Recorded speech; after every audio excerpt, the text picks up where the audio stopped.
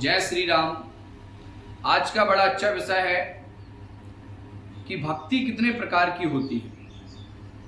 तो अगर हम लौकिक व्यवहार के आधार पर देखें तो भक्ति के दो मार्ग हैं, एक सगुण भक्ति और एक निर्गुण भक्ति। सगुण भक्ति में हम साकार ईश्वर की प्रार्थना करते हैं, जैसे कि राम श्री कृष्ण जिनका स्वरूप है। जब हम स्वरूप की पूजा करते हैं तो वो साकार भक्ति का स्वरूप है, यानी जिसका आकार है। और निराकार भक्ति क्या है? जिसका कोई आकार नहीं है लेकिन ईश्वर है। ऐसा नहीं है कि वो लोग उसकी खंडना करते हों कि ईश्वर नहीं होता है। बस अंतर इतना है कि वो मूर्ति पूजा को नहीं मानते हैं लेकिन वो भगवान को मानते हैं। वो निराकार ईश्वर की वंदना करते हैं। तुलसीदास जी ने भी लिखा है, बिन पद चले सुने बिन काना, कर विद करम करे विद नाना, आनंद रहत सकल रस भोगी, बिन वाणी वक्ता वर्जू। निराकार ईश्वर है। अगर आप साकार को मानते हैं तो साकार को मानिए, और अगर आप निराकार को मानते हैं तो निराकार को मानिए, लेकिन ईश्वर को मानिए।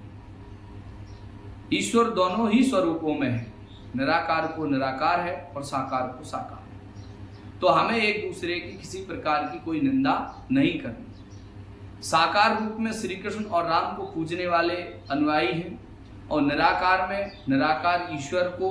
लेकिन निराकार में भी दो शाखाएं हुई, एक प्रेम मार्गी है और एक ज्ञान मार्गी है। ज्ञान मार्गी में ज्ञान के द्वारा ईश्वर की प्राप्ति की गई, और प्रेम मार्गी शाखा में प्रेम के द्वारा ईश्वर की प्राप्ति की गई। यहाँ भी आपकी जो सगुण भक्ति है उसमें साकार ब्रह्म में एक श्री कृष्ण को मानने वाले हैं, एक राम को मानने वाले हैं, लेकिन ईश्वर को सब मानते हैं, क्योंकि हरि व्यापक सर्वत्र समाना, प्रेम ते प्रकट होय में जाना। ईश्वर केवल प्रेम से पाया जा सकता है।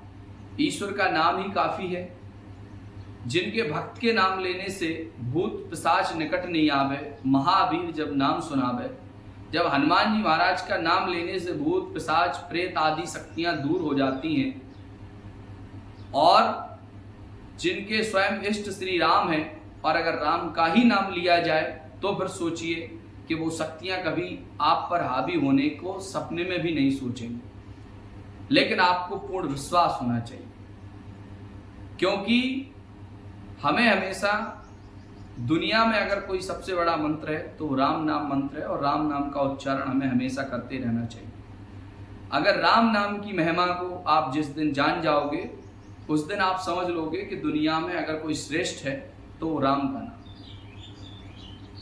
अब कभी कभी व्यक्ति हर चीज को एक निर्धारित समय तक जाप करता है, या कोई अपने स्वार्थ के लिए जाप करता है, ऐसा नहीं। हमें किसी भी नाम का जाप निरंतर और निष्काम भक्ति के साथ हमेशा जाप करते रहना चाहिए, जिसके करने से व्यक्ति हमेशा जो है पॉजिटिव रहेगा और भगवान की महिमा को समझेगा। तो भक्ति के दो आयाम हैं, साकार और निराकार। दोनों में ही लोग भगवान की भक्ति करते हैं। मैं बस यही कहूँगा कि दोनों ही भक्त भगवान के अति प्रिय हैं, और दोनों को ही एक दूसरे के प्रति समरसता का भाव रखना चाहिए और ईश्वर को मानना चाहिए। जय श्री